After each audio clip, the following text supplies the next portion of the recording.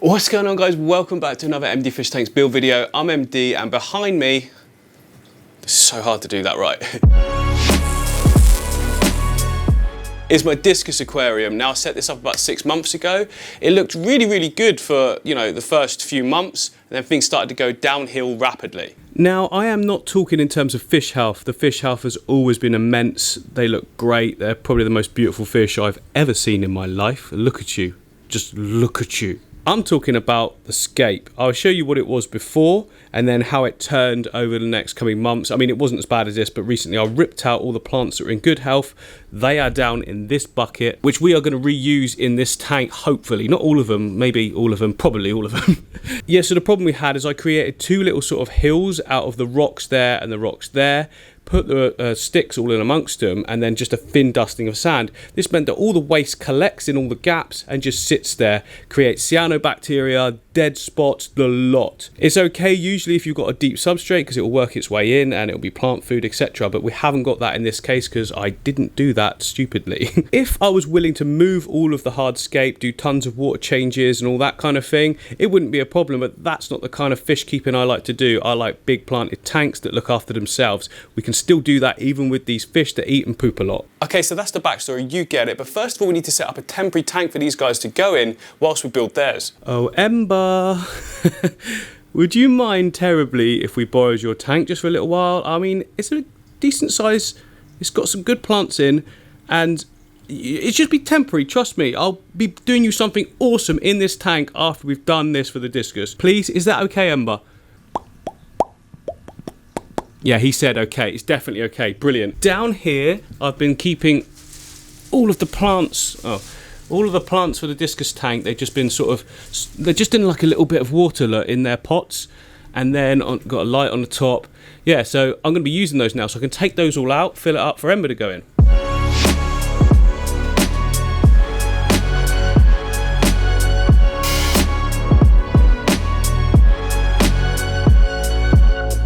Ooh. That took a while, and that's a lot of plants. There's my hand, by the way, for sense of scale. We've got so much in here. Like I say, I bought this all myself. I've been collecting them for a while. So I know a load of you are going to ask, how do you afford all this stuff? You guys are the reason I can afford all this stuff. Every time you watch a video, it contributes to all the running costs and buying new things and creating content. So thank you very much for that. You know, a like and a subscription wouldn't go amiss either.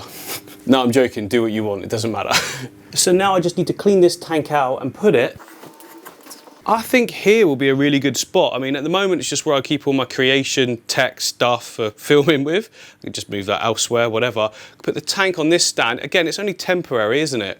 And then I've got Ember here, and then the bigger tank, which is, that's a 3-foot tank. That's a 2-foot tank. So that'll be fine for Ember just for a short while.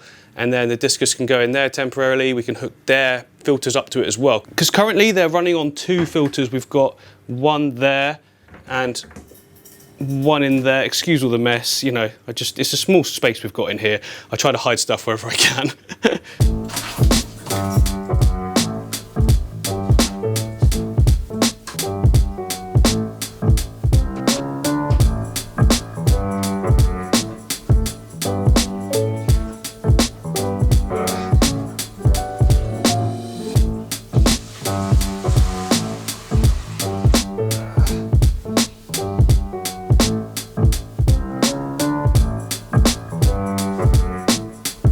There we go. Now, is this cheap little stand gonna hold the weight of this tank?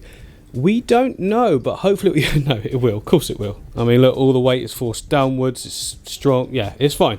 Let's fill it up.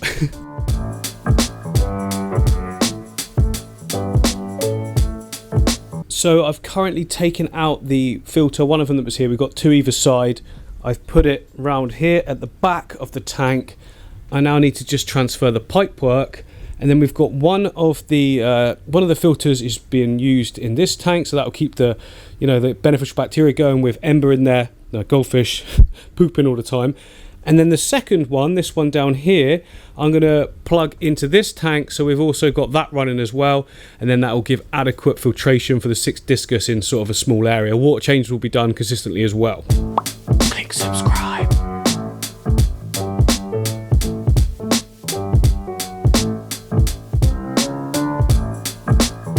Right, we're all running, we're all clean, we're all temperature the same, but the temperatures match is what I'm trying to say. So it's time to put Ember into this one, then we can drain the tank out and put the Discus across into Ember's tank. I think what I'm going to do actually on Ember's is just bring the plants into the centre so that they can go around it if they want, hide behind, because they're going to be massively sort of freaked out. So yeah, that would just give them a nice place to hide behind whenever they want. But to be honest, as you've seen already, my Discus are pretty chill. Like, I can go right up to them like this, look, pretty quickly, and they don't get freaked out. I mean, I could even banging on the floor there, and they actually think that means food time. No guys, it's not food time. You're about to be... Actually, it might be wise to feed them and then transport them. Yeah, I'll do that.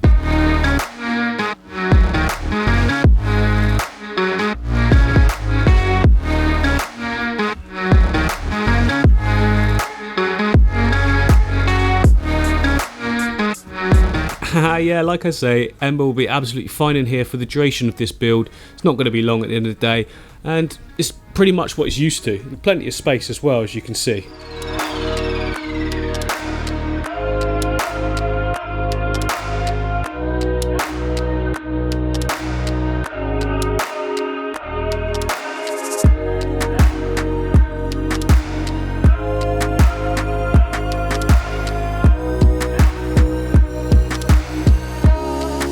There we go, donor tank working perfectly. So we've got built-in heaters, so the temperature here will be just right for the Discus. I think a really good option now would be to take out all the hardscape, drain the water right down so I can move the Discus. I don't want to run the risk of these guys getting spooked, because I've never taken them out of this tank, remember, so it's been a long time since they've been handled. And I'm worried if I try and do it now, like we're getting a big net, they're just going to go nuts. So let's bring the water level down, take out the hardscape, put it to the side. I'm not sure what I'm using yet. I might use some of it, I might not. Again, I'm not sure. We'll decide that later. But for now, I just need to get them into the temporary home. Right, I've just realised something quite important. I forgot. On top of the tanklet, I have got a lid, like a plastic lid that does shut properly. But anyway, the new tank, obviously, well, not the new tank, but the temporary tank, hasn't got a lid. I'm going to need to go and make something quick. Now, these fish have never tried to jump before, touch wood. But I don't want to risk not having a lid. Now, first of all, these fish are worth a lot of money. I mean, they're, you know, like prize Stenker Discus. Look at the size of them. And it's not just that, though. I've grown very fond of them, and I want to keep them for as long as I can. So I don't want to take any chances of them actually jumping because of a weird random spook or something like that. Sometimes they can spook themselves and they'll dart across the tank or whatever, but I've never seen them jump. But that doesn't mean they can't. There are stories of that, you see. I'd love not to have a lid, but like I say, it's just not worth the risk.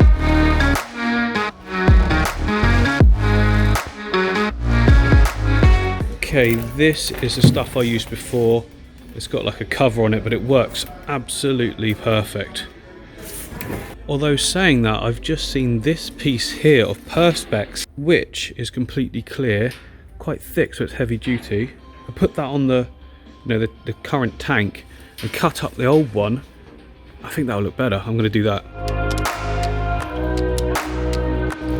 Right, we're back. That is the new sheet of Perspex or acrylic or whatever you want to call it. How many names has this stuff got? That's the old one currently on there. So you can see it's got all these lines going across, and it kind of blocks a lot of light, really, doesn't it? Which is not what we need for the new planted tank. It's fine for all these epiphytes and was working really well, and it's done its job. I must admit, it's done very, very well. But this is an upgrade. I mean, this sheet alone costs like £40, which is $60, something like that. So it's not cheap, but I think it's worth the investment, because once I peel off all that writing and stuff, it's crystal clear and it fits absolutely perfect. So it's 1.2 meters across and 600 mil back, or 60 centimeters back, which is exactly the same size as this, 4 foot by 2 foot. Yeah, so all I actually have to do is slide it on. I'll eventually cut some little slots in the side, just like I have done with this one, so that the inlet and outlet for the filters can go in. And again, we've got the same on that side.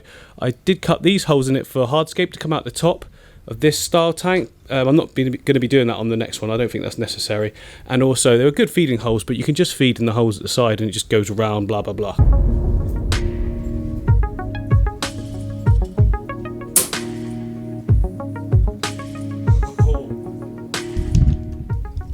Oh yes, look at that. It fits absolutely perfect. It's a lot more rigid than the other one as well. And I think I'm going to put a light on top of it. I'm changing this light. I think we can do better than that for the next sort of planted tank. This is just white, so I've got one coming that's the same as, like this one down here. So I started using the blues, reds and the whites after a lot of people told me the reds are great for the plants, and they are starting to grow nuts, to be fair. The blues, they don't matter so much because the plants apparently don't use that part of the spectrum, just the algae does, but it's, you know, there's no algae in this tank, so it's doing good. So yeah, I've basically got a much bigger version of this light to go on the top, and to be honest, I might even just use both, keep that one up there and put the other one across. Who knows yet, we'll see once all the plants are in. But now I can cut up the old lid, put it on top of that tank, and then we're all covered.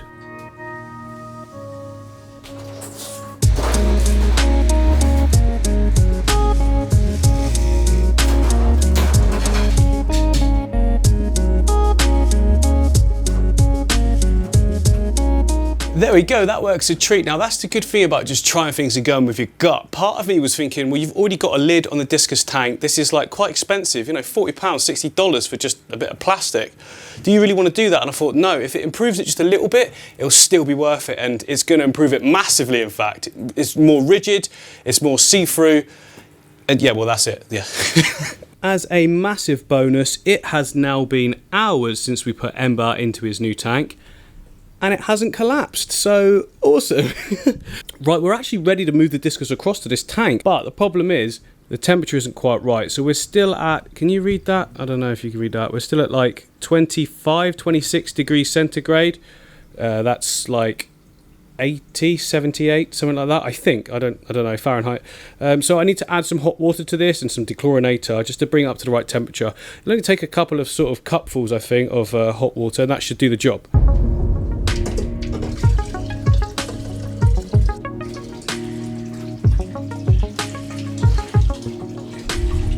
Okay, we're all up to temperature. There's no need to add dechlorinator. It was basically like a couple of jugs. I mean, we're quite close to the top there actually with the water, but that's fine. Next job, I need to drain everything. Oh, well, that's gone dark. Next job, we need to drain all the water out of the tank. Well, not all the water, because fish should be flapping around, but most of the water out of the tank, just enough for them to sort of sit in, take all of the decor out, and then I can actually just scoop them up and put them straight across in one quick movement, so it's like real less stress. Not a lot of stress. Hopefully everything's going to be good, fingers crossed. And there we go, they're all waiting patiently. There's all of our hardscape taken out. Look at the state of the water. I mean, it's no wonder I was getting cyanobacteria issues. I mean, when you stir up any tank, you're going to get it dirty, but this thing was proper filthy.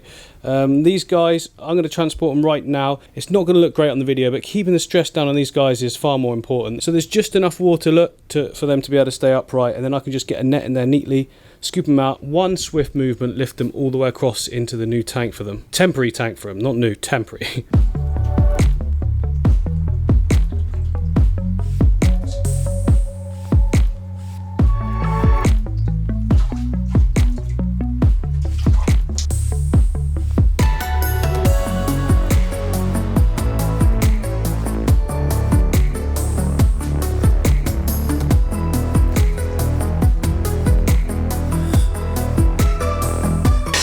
There is water everywhere. One of them went absolutely mad. It got one of his sort of spines caught in the net.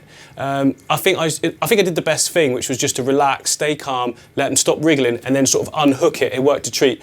On the rest of them putting in, what I'd done was I sort of pre-scooped the net as I put them in the water, so they knew what direction to go, and that seemed to work really well. Again, I've not got massive experience or hardly any experience with moving big fish like this. The first time I did it, I moved them from their bags into that aquarium, and it went pretty much the same, but you know, I figured it out as I went along, but all good. Everything's in there. They're doing great by the looks of things. So yeah, look, they appear to be swimming around the back like I hoped they would, so they feel a bit safe there. Some will be a bit braver than others. You know, they've all got different personalities, just the same as people. I've put a load of gunk in the tank. That's all right. It'll get cleared in no time with these 2 filters on it. It's massively over-filtered now, technically, but that's okay. Just means that the water will stay extra clean for these guys. They seem calm. They do seem calm. Like, breathing rates, look. Nice and gentle. No one's going crazy. No one's flapping all over the place. All quite still, so I'm really happy with how that went, to be honest. Right, now we've got just a job of cleaning everything up. And yeah, we're ready to get going. What am I talking about? I've still got a ton of cories and Siamese algae eaters that I need to put over into that tank. How did I forget them? I've got some stunning cories in there as well. The stir-by cories, I don't know if you guys have ever seen them before. I'll do some close-ups once they're in that tank. They look stunning, got these orange little sort of fins to them and details. Oh, really nice. Come here. These guys are proving a lot harder to catch than I thought they would. Get them in the corner. They know the routes around the tank. There we go, I've got 2.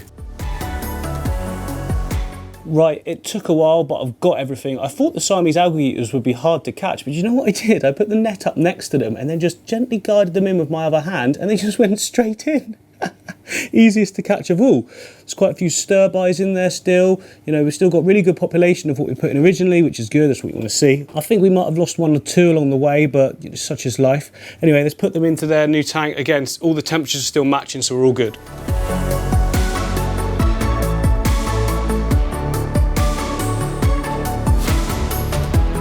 Oh yes, look at that little hive of activity now. Is that the right word? Hive? I think it is. Anyway, yeah, looking good.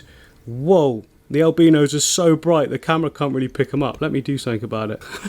Stir-bys, there we go. So as I was saying to you, they've got these little orange sort of edges to them. How nice are they? There's a load of waste in the tank now because I got scooped up when I got all the fish. Bronze cories, looking stunning. I'll tell you what, there's something about a bare bottom that is gorgeous. Oh, there we go. Straight away, look. All the colours on the fish are looking fantastic.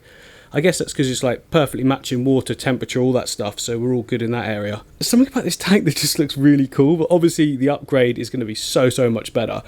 Bare bottoms really do, well, black tanks, bare bottoms, a little bit of green really does show off fish really well, because obviously there's no distractions to the actual fish themselves, is there? And they just look so nice. Stir-bys, I've got to get more of them, haven't I? I think I've got about 6 in here now. Well, no, I bought 6. What have I got? There's 2 over here. There's 2 over there. And is there any around the back? Maybe I've only got the 4 now. I did get 6 originally, but that was like quite a long time ago. Looks like we still got the 3 albino. Oh no, there's another stir-by. So yeah, there's some around the back as well. I think we're good. I think we've still got all of the fish. I hope so. That'd be great. Definitely still got the albinos. We've got all the bronzes there. I just need to see another couple of stir-by. 1, 2, 3. There's another 2 over here, and there's got to be 1 on the back. I think we're all good. Awesome. Well, there we go, guys. The stage is well and truly set. We've got a blank canvas behind us. All the fish are happy, safe, and it just means that we can carry on with this build and not completely rush it. And that for certain will make it turn into the best result possible. I cannot wait. I hope you can't either. Make sure you hit the subscribe, like, and ding the bell button because apparently subscriptions don't actually mean anything. In the next video, I'm going to be putting a background on, getting the substrate system in, and putting in the hardscape. So guess what? It's go time.